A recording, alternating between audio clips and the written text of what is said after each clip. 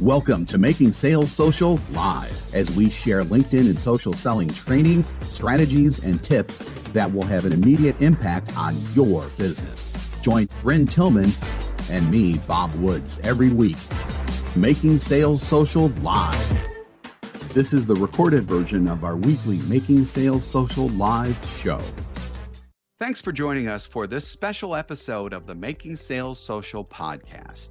It's hard to believe, but we've been producing episodes twice a week since July of 2021. One Making Sales Social episode each week focuses on the interviews and conversations both Bryn and I have had with voices in sales, marketing, and business, while the other is the recorded version of our Making Sales Social live sessions that Bryn and I host each week on LinkedIn and other social platforms. In this special episode, we have some highlights from the best of our conversations with those people behind those voices in 2023. We talked with more than 50 of these great people this year. Here are the highlights from just a few of those conversations. Perhaps the biggest story in all of sales this year is the use of generative AI via tools like ChatGPT and so on. Ryan Staley, founder and CEO of Whale Boss, is one of the people at the forefront of using AI for sales. In episode 217, Ryan and I talked about those people who are skeptical about AI in sales and are worried about AI eliminating jobs in the field. I see it as potentially more of an opportunity for different sales jobs that may not even exist right now. Or, if nothing else, maybe more support for salespeople with people who have specific, especially what we were just talking about, prompt writing experience to help their salespeople out. What are your thoughts on that? Yeah, I think there's going to be new jobs that are created like on that aspect. I do think at the same time, though, I can see companies, because I hear this, I literally just heard this from a founder, and I'm like, what's your biggest challenge in sales? And like finding the right people or executives. He's like, all the other founders I talk to have the same thing. And so like, I think what companies are going to start to do is they are going to try and enable superhuman sellers, which is like kind of my vision of what's possible. But at the same time, there's going to be a lot of people that are half in that are going to get cut. Right. So I see new opportunities popping up that are not fully materialized yet, right? And instead of rev ops, it might be like AI ops, right? With enablement from that perspective. But I do see people at the bottom that are refusing to adapt, not making it, right? So I could see a big trimming of folks with that. Like, and I'll give you an example. Like I see this with agencies. Like, for example, I was looking at how I could repurpose video content, right? Talking to this agency, they're like, hey, to do all your clips from all your episodes for the month, it'll be $600 a month, right? Then talking to other entrepreneurs that I know and founders, and they're like, I came across this tool called Video AI, right? And so Video AI, something really cool is like, that took $600 and 48 hours for the video clips that I got. I could spend $50 a month, put this in and get the videos back in 15 minutes, right? Wow. So like that, so why I'm bringing up that example is because if there's companies that are in, let's even say an agency that are using that tech versus others that are still manually doing everything by hand, they're going to get blown out of the water. And so I see the same kind of analysis, or not the same kind of analysis, same kind of situation happening with the sales world as well. For those that aren't like leaning in and leveraging it, they're going to get left behind. In episode 219, Bryn spoke with renowned sales expert Liz Hyman about social selling and CRM, or customer relationship management systems. And yes, the two can go together, but there needs to be a change in mindset for that to happen. So I'm going to ask you a question because, you are most known in the sales industry for two major things. One is sales process, and the other is getting that sales process seamlessly integrated to CRM. Now, CRM, when I hear this, I go anti-social, right? Like every client I work with, they're like, we can't get our reps to use the CRM. So I'm going to start with why. Why are they not using it? So let's start there, because I will tell you it is a very simple answer, because you have made it so that it is not useful. So when people design their CRM, they design it with accounting's concerns and production's concerns and customer success concerns, and sales has to struggle through the noise, and it's not useful. It's not helpful. It's just noisy. It's just busy work, and it isn't helping them accomplish what they want to accomplish. So if you want your sales team to use the CRM, have your sales team help you design the CRM that will do the work that they need it to do. A lot of times they feel like all it's about is reporting. All you care about is reporting. And so you're making it really hard for me to do my job. And so they don't use it. So what does that look like when you go into a client and say, okay, we're going to rethink your CRM and have the sales reps participate in that? How do you do that? Well, the first thing is to sit with the sales reps and go through what the sales process really is. Like, what does your sales process look like? What do you do when? What are the rules to move it from prospecting? Well, first, what are the stages? I use simple stages, right? I use prospect, qualify, I use cultivate, but you could use solve and close, right? Those are your 3 stages. And they're all 4 stages, and they're all INGs, right? I'm prospecting, I'm qualifying, I'm solving or cultivating, and I'm closing. They are activities happening within a stage. They are not proposal sent. Proposal sent is not a stage. I'm solving the problem. The gate to get from solving to closing is I've gotten a verbal agreement, and we have sent the proposal contract for signature, right? So those activities are the gates. They're the rules that move you from one stage to the next. But the stages are activities. There are a series of activities that are happening within a stage. So that's the first thing is, let's be really clear about what the stages are, what they mean, what the rules are to move them from stage to stage, and what helps the salesperson know where they are in the sales process.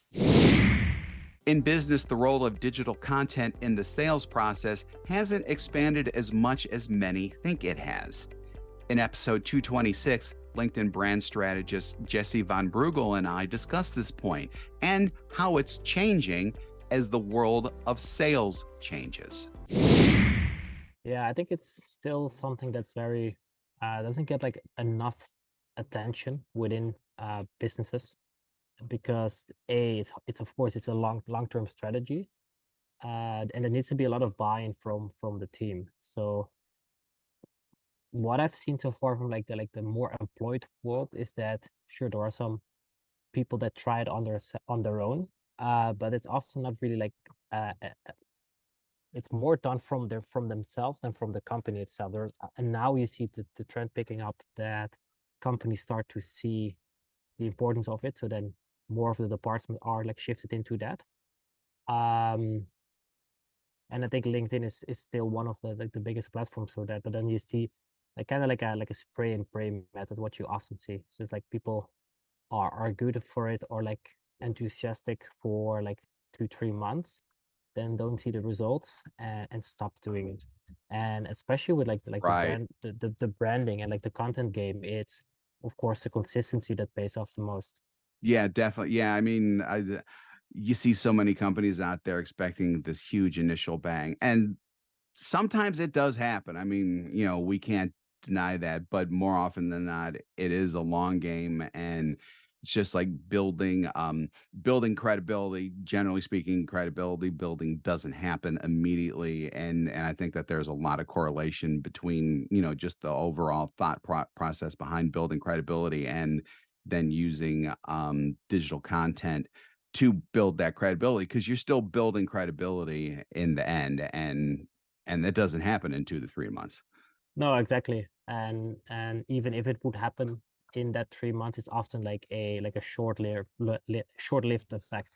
That's a very good point. That's a very good point. I think that's an important point. And I do think that really speaks to for people who do have this luxury, and it is a luxury because lot of times, sales and marketing kind of butt up against each other, and they really should be working together. But, sales and marketing collaboration is important. So how do you see the relationship between sales and marketing teams evolving, especially when it comes to lead generation? And do you have any thoughts about ensuring a seamless collaboration between these two departments that, like I said before, seem to be at loggerheads at times, and they really shouldn't be at loggerheads? Yeah, that's a really good question, because I've definitely like seen this clash when I was still in my like corporate job. But now, as like a solopreneur, I'm both the sales guy and the marketeer of my own Yes. company. So I'm wearing two hats at the same time. And that's like a benefit, because I'm at every sales call and I know every piece of content that goes out. So I think the biggest win like these companies, or like I would say teams, can make is like communication is first, because as a marketeer, you want to know how the sales call goes. And as a sales call, no, you want to know which kind of marketing goes out, because I see marketing as like the biggest one, because the better we can do at marketing, the easier the sales becomes, because better marketing attracts better prospects who are more informed, are more ready to buy, which makes the closing a piece of cake. That's why I focus most of my efforts on like crafting extremely good content for my ideal clients, because then I know that the people that it attracts are a good fit. And that's of course like an always like iterative process.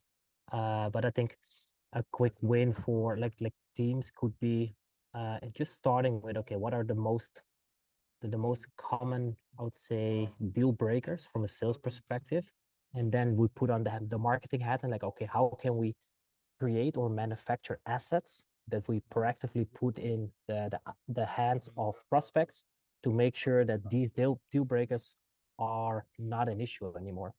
And that's how I always like think about these things. Finding your voice and connecting through storytelling are very important, not just in social selling, but in sales overall. I spoke with Robert Kennedy III of Kinetic Communications about using your own stories so that you can communicate how you can help your prospects through the products and services you sell. Looking to up your LinkedIn game? The Social Sales Link team has you covered with our LinkedIn Sales Accelerator, a guided social selling program that includes training, coaching, and so much more. Visit socialsaleslink.com/in for more details. Again, that's socialsaleslink.com/in. Times when I talk about storytelling, people say, I don't know how to tell a story, or I don't have a story to tell. Nothing extraordinary has happened in my life. I've got 2 arms, 2 legs, 2 eyes, 2 noses, no, 1 nose. Right? I've got everything's, yeah, exactly. Everything's going great in my life. What story do I tell? And I say, listen, some of the things that you've gone through in your life that are just normal for you are experiences that are encouraging for other people. For example, you at some point took a driver's test, a road test for your license, right?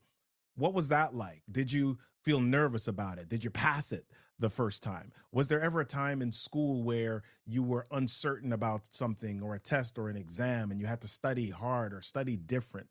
And you probably forgotten those experiences, but we all have these things. Is there a skill that you had to learn for work? Is there a new application or software that you had to learn in order to do something at work, or to accomplish a project, or meet a deadline of some sort? You're just living life, walking by these things, but these are simple tidbits that people go through, that people experience. And when you share how you walk through it, you don't know. There's somebody else who's freaked out by that very thing that says, oh my gosh, if Robert could do that thing, if Robert could pass his road test, if Robert could pass his road test after failing it once or twice, then I should probably go back for mine as well. And so if we turn that towards a sales perspective, when you're speaking to your audience, when you're speaking to your potential customers, a lot of times we come at our customers with the product, with the information, with the data.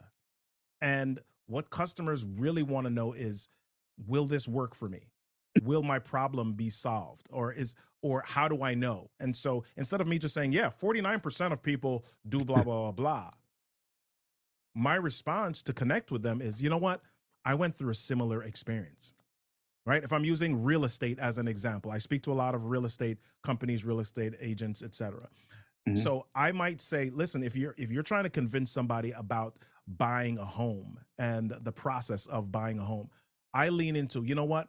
I remember my first home buying experience. I remember what it was like. I remember having to go through the inspection. I remember having to go to the bank. I remember freaking out about the pre-approval. I remember I thought it was simple, and there were all these different people that I had to speak to. And you know what? It was scary, but here's the thing, and here's the nugget that I want to pass on to you that helped me make it through. Yeah. Yeah. Yeah. It's interesting because it from everything that you've told me, it kind of seems like that to develop these stories, people Mhm. actually need to be a little more present in their own lives so that they can think about things, think about, oh, okay, maybe I can use this as a story, or I'll just kind of store that, or maybe I'll even write something down because it may come back to haunt me in quotes, obviously, one day. Like that type of thing. Would you agree with that people should probably be a little more present in their own lives to come up with this stuff? Absolutely. Absolutely. So I'll share two things. Number one, there's this great book by a guy named Matthew Dix. The book's called Story Worthy. And he has this practice in his book where at the end of each day, he just writes down 5 things that happened during that Wow. day. Right. And then after he writes down those 5 things, he writes down 5 little lessons. They could be big lessons. They could be just, small. It doesn't really matter. But he just now has a story vault that he continues to build. Right. So that's Hmm. the first thing. The second thing is, if anybody's ever heard of Simon Sinek, Simon Sinek has Yep. this great TED Talk, How Great Leaders Inspire Action. And he's got this book, Start With Why. And inside of that, he tells all of these different stories about different companies. And he ultimately says, people don't care what you do. They really care about why you do it. Right. So if I want to be able to connect with people, especially now when they're bombarded by all sorts of information and options, people are now looking a little bit deeper into, okay, do I want to follow this person? Is this person just going to kind of grab my money and then leave? Or are they in it for the long haul? Are they committed to this? What's the rest of their story? That's why social media works, right? Because Yeah. people follow your stories. People Hmm. follow your stories on social media because they want to know why you do what you do, and who you are. So if you begin to lean into your daily experiences and what that means and what the lessons are that you're learning, you'll find that you'll be able to engage and connect with people a lot easier because they're having human experiences just like you. One situation salespeople might confront when it comes to making sales social, or just sales in general, is being shy or introverted. Bryn spoke with author, speaker, coach, and certified online marketing professional Letitia Stiles about how these types of people can get the ball rolling with both social selling and sales in an overall sense. So the very first thing is to recognize that your introverted nature is your superpower. And the reason that I say that is, as introverts, we're really good at thinking through our thoughts and processing them as we're speaking. And it's such an important skill to have in sales because you can pivot while someone's talking and they're explaining something to you. You're not only listening to them, but you're understanding, okay, this is what they need. This is what I need to say. This is how I need to respond. So once we get in the conversation and we recognize that it's a sincere conversation, we're great. However, at the start, that heaviness of, okay, I got to have the conversation. So these are the things that I personally like to do. I really like to deal with energetics. And so even as I'm talking right now, you notice like I'm moving my hands. This is me pumping myself up. And so when I get started, I will, before I have a conversation, I'll stretch. I'll get my energy fields up, get my ambiance and my vibe up. I'll stand up, I'll walk around. I Get really the blood do flowing. Exactly. Get it flowing. Whenever I had days of like back-to-back sales calls, I made sure to put in, like 15-minute breaks, and I would literally turn on a song and just dance because dancing is something I enjoy. So, whatever gets your energy up, because you're going to have to fill it every time, and just recognize that that's what you're going to have to do. this is what we're doing. This is what we signed up for. We chose to do it. You can choose to do anything else in your life. This is what you chose to do. So figure out what you need to do to amp up your energy, get that energy amped up, recognize that you are you have a superpower in sales, knock out those sales, do your social selling, and then serve your clients, because that's what you really want to do. Last but certainly not least, Bryn spoke with Sherry Leviton, a top 50 keynoter in sales. She's been around social selling for many years, and she and Bryn talked about her journey from barely being on social to the powerhouse she is today on LinkedIn. Well, the world has changed so much, and I want to back up and just say that I didn't even know the term social selling 6 years ago. I didn't know what it meant, which is interesting. I had been in a vertical and really owned the vertical in hospitality and real estate for 20 years. And back then we weren't really using social. And I remember, I was doing what everybody was doing. I was doing emails. Of course, I was on Facebook, right? Given my age, I'm a baby boomer, right? And I had a friend to me say, why in the world aren't you on LinkedIn? So this is only 6 years ago. He said, why aren't you on LinkedIn? I said, oh, it's just a stuffy Facebook. Why would I do that? Like, I don't need that. I don't want that. And he also said, and by the way, why aren't you on video? Not only should you be on LinkedIn, but you should be doing video on LinkedIn. And I didn't understand it. And I remember I was actually on a hike talking to him, and I was going up a mountain. I live in Park City. And he said, look, I dare you right now, create a video and put it on a social platform. Well, I didn't even have LinkedIn, or I did, but I didn't do anything with it.